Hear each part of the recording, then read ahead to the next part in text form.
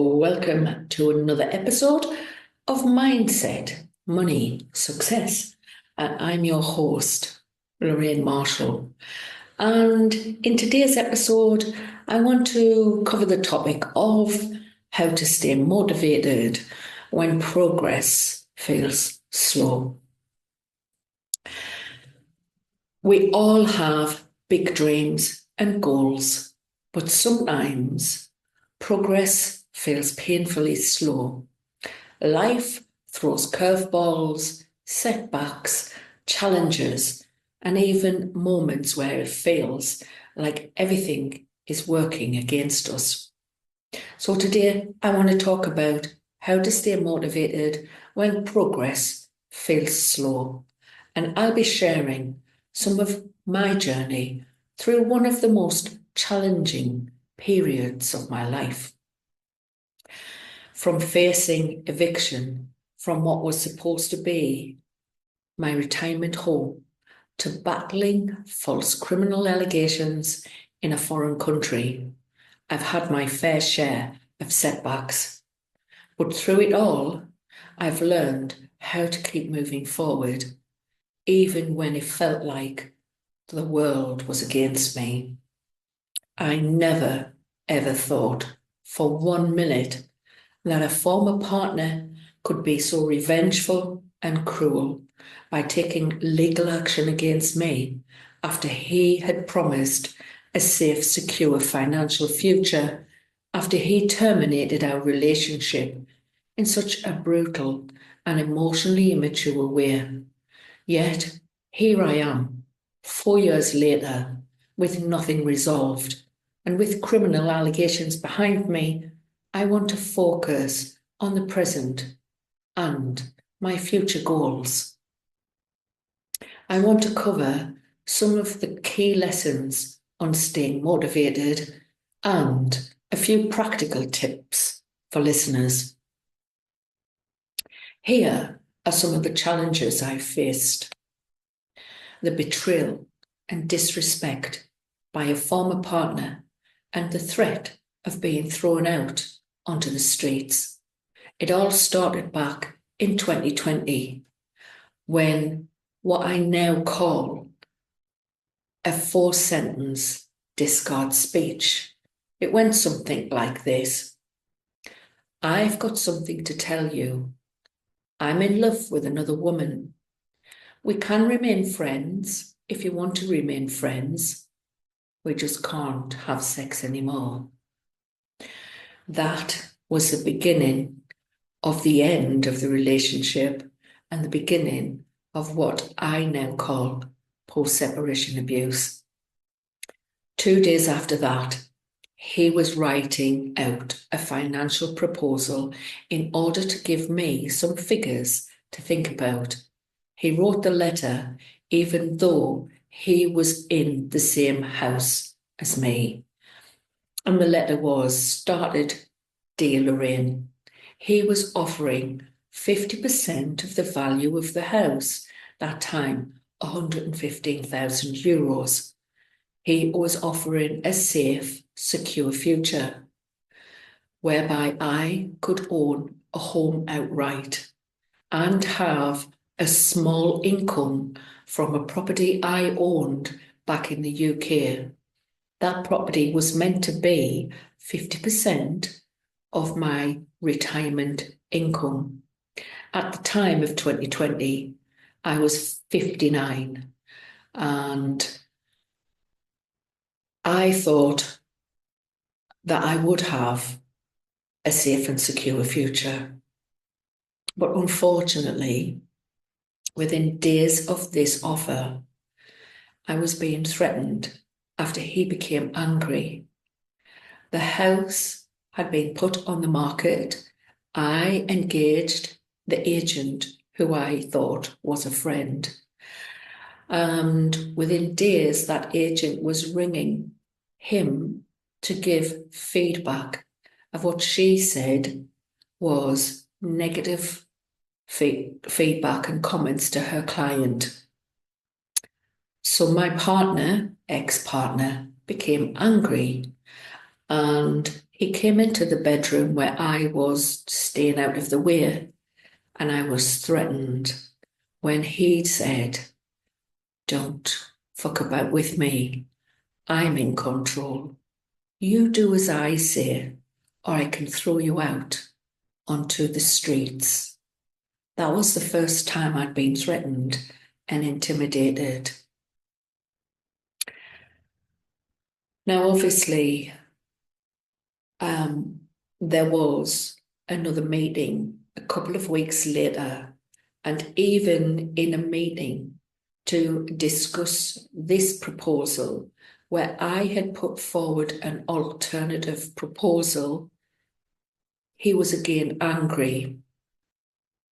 He had turned completely hostile, and I was intimidated and threatened again as he became verbally aggressive, and I was informed that I could not negotiate with him. I could not negotiate a gift. And again, threatened with 24 to 48 hours notice, and my suitcases being thrown out of the effing gate. So with no job and no business and only a small amount of savings, I was left in Spain, supposedly to manage the sale of the property on my own. Meanwhile, he was back in the UK with the woman that he was now declaring his love for. Now, there were many attempts on my part to come to a resolution. I tried mediation. I tried a solicitor in the UK who was rejected by the ex-partner. There was 2 Spanish solicitors. So I think there was about 6 attempts at negotiation between 2020 and mid-2021, all of which ended in failure. So the criminal allegations that were put against me happened in 2022. I had already stood in the civil court for the eviction hearing, where I had been informed the judge will order your eviction. And so I was already in a very vulnerable state of mind. So by October of 2022, I had published my book, Post-Separation Abuse, Betrayal and Abandonment, What Type of Man. It was written in a pen name, and all the characters involved, their names were changed in order to protect them and also to protect myself. So I was shocked when in October 2022, the Guardia Civil arrived at the gate with an appointment for me to go and collect documents from the court with what they called several minor misdemeanors. So I was left then to navigate the legal system in Spain, and I was hit with 7 criminal allegations, which his Barcelona solicitor had requested maximum penalties. And when I added up those maximum penalties, it was 17 years cumulative of prison. It didn't seem like minor misdemeanors to me. So the emotional toll was huge as I experienced fear, trauma, anxiety, and panic attacks, uncertainty, and I was left with emotional trauma. I had no idea who I was anymore. My emotional well-being was shattered, and progress towards my goals were on hold for months. It's very difficult to put grief on the back burner, and even an employer would recognise that an individual would require time off work to recover from trauma and grief. There were days when I felt completely defeated. I wondered if I'd ever see the light at the end of the tunnel, but I realised that giving up wasn't an option. I had to keep going, even if it was just one small step at a time. Now let's look at 5 key lessons on staying motivated. 1. Focus on the why. Take time to focus on what you really want to achieve and think about the areas in your life that you want to improve, whether that's your career, your income, your environment, your emotional well-being. Having a reason why is important.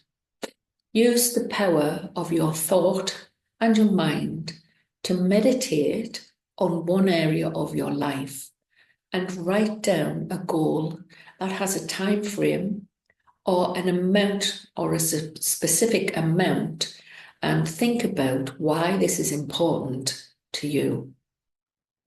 Then write that goal on a small card that you can keep referring to when you might feel unmotivated or when you hit a roadblock.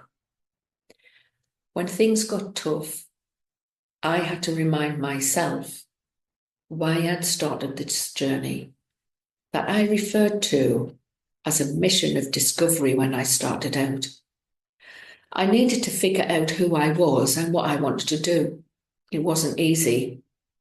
I knew I wanted to share my story, and writing and self-publishing my journey of a relationship and post-separation to raise awareness of the hidden forms of abuse and to inspire others and rebuild my life of freedom and success was my first goal. That why became my anchor, even through the trauma and the moments of procrastination. I did it. 2. Celebrating small wins. When you suffer a setback or you feel that you're making slow progress, you need to acknowledge how far you have advanced. Look back on your journey a little and celebrate the small wins. As long as you can stay consistent and be persistent and resourceful, you can take time to reward yourself. Even if it's a small gesture, like lunch out with a friend, or a special treat, like a manicure or a massage, or a visit to your favourite coffee shop. Celebrating your achievements can help you keep motivated, boost your confidence, and improve your emotional well-being. For example, while writing and publishing my book, I took myself out to a favourite restaurant for lunch, or walked in the Spanish sunshine in the port and stopped for an ice cream treat. And when I successfully suspended the eviction twice in 2024, I celebrated by repeating the words, yes, yes, yes, while raising my arm in the air in a sign of triumph or victory. Every small win, no matter how insignificant it seemed, was still a step forward. I celebrated those moments because they reminded me that progress was still happening. 3. How to reframe setbacks as opportunities. When we face difficult times, It's easy to become discouraged and give up. To avoid this, it's a good idea to see the challenges as opportunities. This can be as simple as becoming more resourceful and taking time to think about how to overcome the challenge. Is there a solution? Seek guidance from others who might be more knowledgeable or skilled. So throughout the legal battles, I was severely challenged. What it taught me was that I needed to be more resourceful. I researched Spanish laws and took responsibility to defend myself, as the free, public-appointed legal defence was somewhat lacking and did not care if I was made homeless. In fact, the defence lawyer made a point of telling me the judge would order my eviction. I started to see these challenges as tests of my strength and determination, so each setback became a chance to prove to myself that I could overcome anything. 4. Find or create your support system.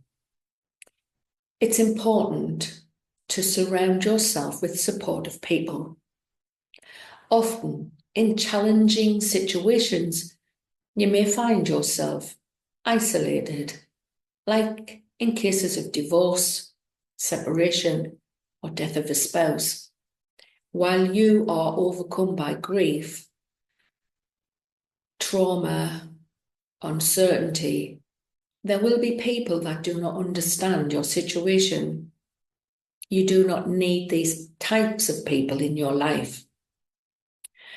Without supportive people who accept you, understand your aspirations, and want you to thrive in life, you will likely encounter struggles that could further alienate you from important social groups and goals.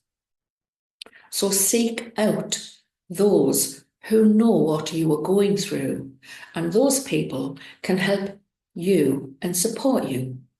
Join groups on social media or social networks like grief support, a writer's support, female entrepreneur groups.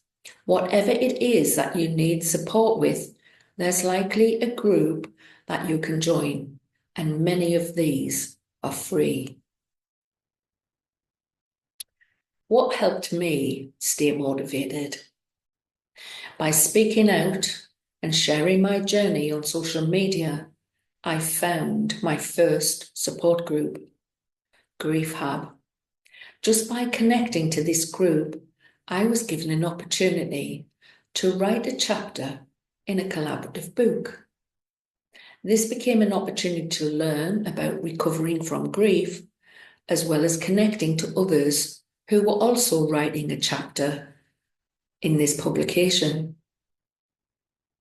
So while recovering, I moved through various stages and joined different groups to support me as I progressed my journey of healing and recovery. Free support groups are a great way to find your support system. I couldn't have done it alone. My support system reminded me that I wasn't alone in this fight. 5. Take one day at a time. The power of focusing on the present moment. Even baby steps is still progress. By focusing on the present moment, we can break free from the cycle of anxious thoughts and experience a greater sense of calm and inner peace. Improved mental clarity and focus. When we are fully present, our minds become clear and focused. If we find that we are ruminating on past events or on future events that have not happened, like in my case, being threatened with homelessness or prison, we can feel stuck, and the fear and uncertainty become a cycle, that feels impossible to break out of. So focusing on the present allows us to let go of past and future problems and enjoy the moment. This can help us to solve problems and challenges. When the big picture felt overwhelming, I focused on what I could do today, one step at a time, one day at a time. Now, let's look at some practical tips for any listeners who are feeling stuck or demotivated right now. You could create a daily routine that includes small, achievable goals. Breaking down your goals into smaller, manageable steps can help you to stay focused. I found that I could allocate time on particular days to focus on the one thing that I wanted to achieve that day. For example, on Wednesdays, I set aside to create a video for a YouTube channel I had made. Then Monday became the day I would publish an article for my blog. So step by step, day by day, I would focus on the task ahead. What I was not so good at was resting and self-care. Using affirmations or visualization to stay positive. I discovered the power of affirmations through my journey of recovery. My first YouTube channel was 5-minute affirmation videos. I have also been involved in a few motivational online seminars by people like Bob Proctor, Mary Morrissey, and Tony Robbins. Attending these free-to-join online seminars was pure gold and a way to help focus if you feel unmotivated and lack creativity. Keep a journal and track progress and reflect on your journey. Keeping a journal and tracking your progress can help you as you work towards your goals and what you want to achieve. Once you have found your why, your passion, and your purpose, and you have rediscovered yourself, your self-esteem and confidence are restored. You will feel more empowered.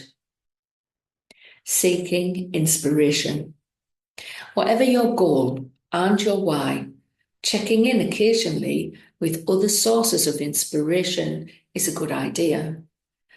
Taking time to read a book, listening to a podcast, or connect to a coach or a mentor can prove invaluable.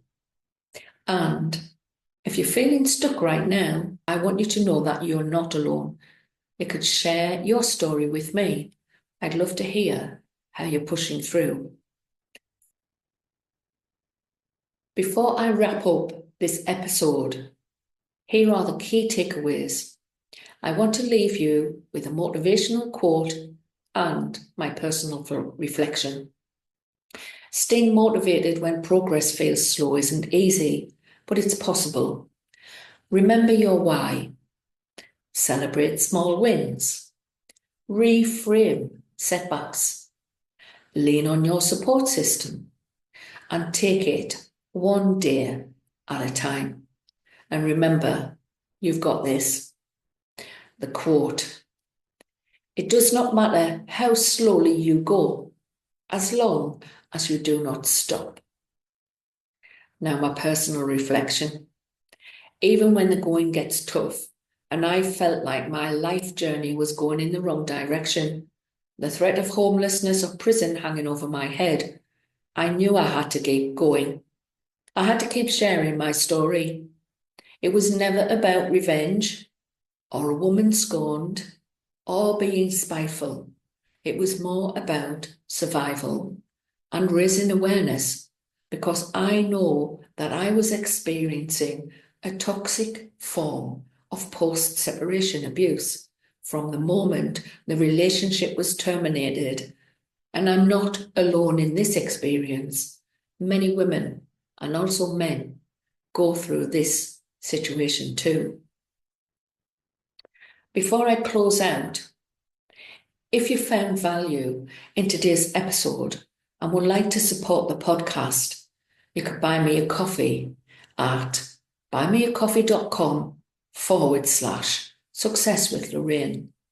Your support helps keep this podcast running and allows me to continue working towards rebuilding my life in Spain while sharing my journey and bringing you inspiring content.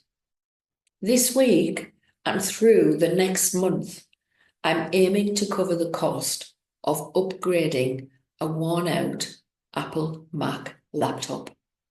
If you'd like to contribute, you could buy me a coffee at buymeacoffee.com/success with Loraine.